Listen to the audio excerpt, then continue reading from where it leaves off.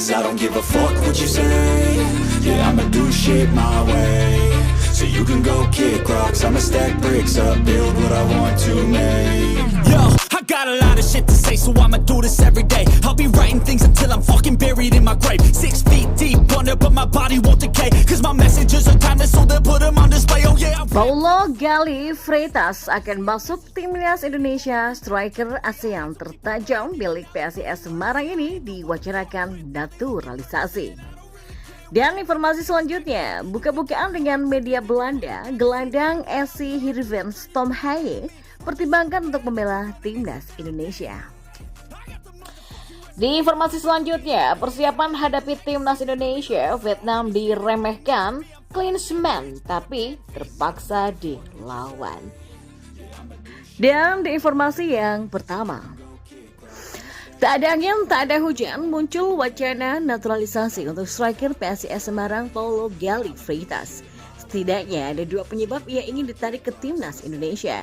Alasan yang pertama adalah Gali merupakan penyerang debut PSIS Semarang ini memiliki statistik bagus di awal musim. Bahkan namanya mengalahkan debutan ASEAN lainnya. Gali Freitas pun tidak hanya menjadi pemain terbaik di PSIS Semarang, namun juga terbaik di Liga untuk kuota ASEAN hingga saat ini. Kemampuan di dribble dan tendangan keras menjadi senjata yang mematikan yang dimilikinya. Hingga saat ini, PSIS Semarang sangat terbantu dengan keberadaan Gali Freitas yang sudah mengoleksi 4 gol dan 3 assist dari 9 kali bermain.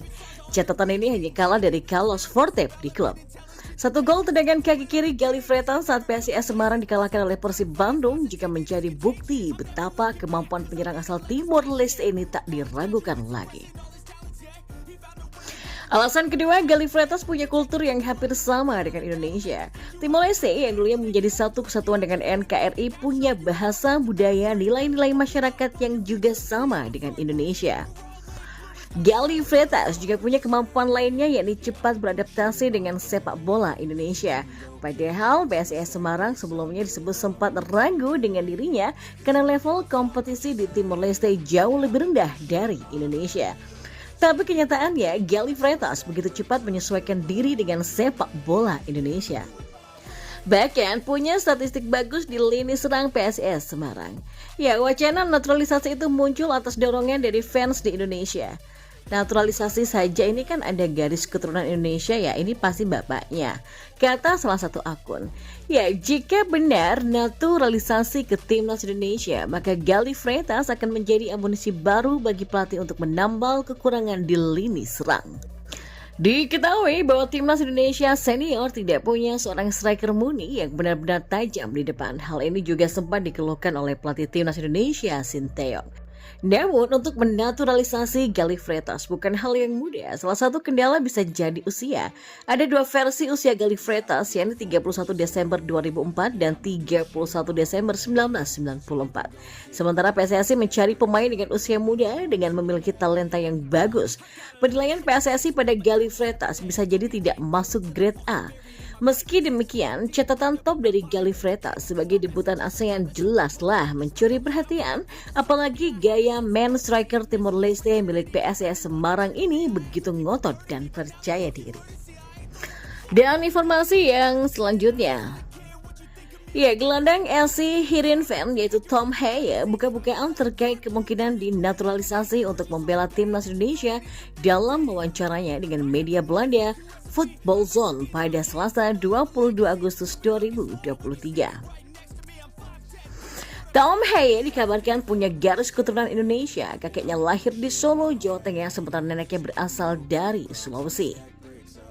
Sejak menjadi langganan timnas Belanda level usia muda dari U15 sampai U21 pada tahun 2009 sampai 2015, Tom Haaien belum pernah mendapatkan kesempatan bermain di level senior. Saya belum harus membuat pilihan itu. Dengan sedikit realistis bisa dipastikan saya tidak akan pernah bermain untuk Belanda, kata Tom. Saya tidak perlu bertele-tele. Saya sudah mendengar bahwa ada kemungkinan bermain untuk timnas Indonesia, tapi itu belum terwujud. Dan kedengarannya seperti sesuatu yang sangat bagus, tapi saya tidak akan memikirkannya sampai hal itu menjadi lebih konkret. Saya harus melihat apakah itu cocok untuk saya. Saya juga tidak tahu bagaimana cara kerjanya. Kakek dan nenek saya berasal dari Indonesia. Dalam artian, saya punya sesuatu dengan negara ini, kata Tom Haye. Ya, Tom Haye adalah pemain berpengalaman di Eredivisie atau kasta teratas Liga Belanda.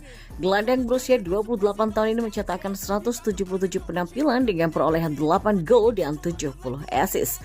Selain itu, Tom Haye juga sempat mencicipi Liga Italia bersama Lecce pada tahun 2018 sampai 2019. Transfer Market menggambarkannya berperan sebagai gelandang bertahan, tapi juga dapat bermain menjadi central midfielder. Tom selalu bermain sebagai starter plus 90 menit dalam 2 pertandingan SC Hidden Heaven di musim ini, dan dua-duanya berbuah kemenangan untuk menduduki peringkat ketiga klasmen sementara Eredivisie. Keluarga saya ada juga tinggal di sana. Saya belum pernah bertemu dengan mereka, tapi kontaknya masih ada. Saya selalu mengatakan ingin pergi ke sana suatu hari nanti untuk melihat mereka. Tapi ya, jadi saya pasti punya sesuatu untuk negara. Setiap hari saya di-tag di media sosial oleh orang-orang Indonesia. Jadi saya sering melihatnya dan seringkali berdasarkan spekulasi. Saya tidak tahu siapa yang bisa dan tidak bisa tampil untuk timnas Indonesia. Semuanya bergantung pada federasi, siapa yang memenuhi syarat. Orang-orang mengirimkan saya pesan, silahkan bergabung dengan timnas Indonesia, kata Tom Haye. Dan di informasi bola yang lainnya, Jurgen Klinsmann melontarkan pernyataan yang merendahkan Vietnam, salah satu lawan timnas Indonesia di Piala Asia 2023. Komentar itu disampaikan Klinsmann dalam konferensi pers online bersama media Korea Selatan pada 21 Agustus kemarin. Seperti diketahui, Vietnam akan menjajal Korea Selatan dalam uji coba FIFA Days pada Oktober mendatang. Pelatih baru Taeguk Warriors itu mengakui lebih ingin bertemu Brazil, Argentina ataupun Inggris, bukanlah Vietnam. Akan tetapi pada Oktober nanti ada kualifikasi Piala Eropa 2024 dan kualifikasi Piala Dunia 2026 zona Amerika Selatan. Walhasil, Klinsmann menerima tawaran menghadapi Vietnam meski di matanya tim asal Asia Tenggara itu tergolong lemah. Korea Selatan saat ini berada di peringkat ke-28 FIFA, lebih tinggi 67 tingkat dari Vietnam. Duel persahabatan kedua tim ini akan digelar di Jeonju, Korea Selatan pada 17 Oktober mendatang.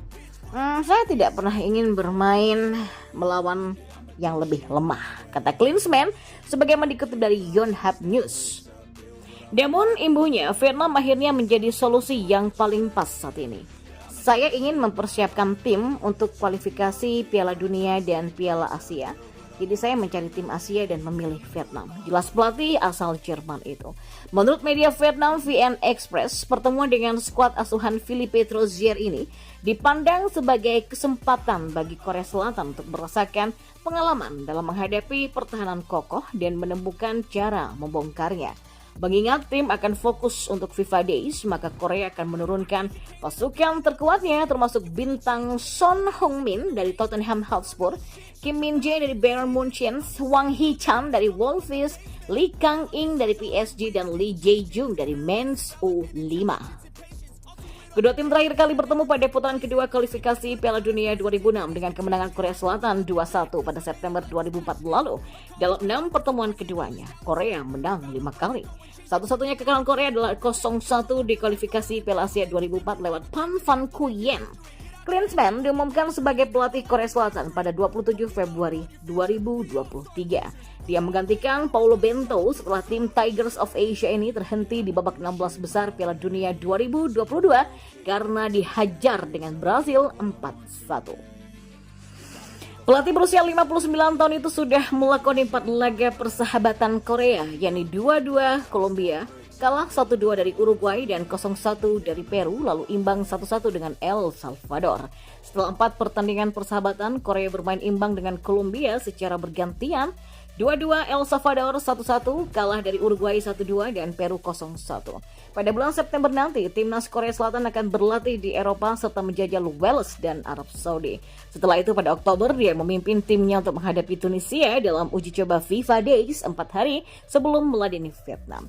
Klinsmann adalah striker legendaris Jerman yang menjuarai Piala Dunia di tahun 1990 dan Piala Eropa di tahun 1996. Dalam sejarah mencetak gol dan bermain untuk tim nasional, Dia berada di urutan keempat dengan 47 gol dan ke-8 dengan 108 pertandingan. Dan sebagai pelatih, Klinsmann sukses mengantarkan tim Panzer meraih peringkat ketiga Piala Dunia 2006 dan membawa Amerika Serikat ke babak ke-16 besar Piala Dunia 2014. Pada Piala Asia 2023 yang akan digelar di Qatar pada 12 Januari sampai 10 Februari 2024, Klinsmann akan menghadapi Malaysia, Yordania, dan juga Bahrain di grup E. Sedangkan Vietnam berada di grup D bersama timnas Indonesia, Jepang, dan juga Irak. Bangkitlah Indonesia!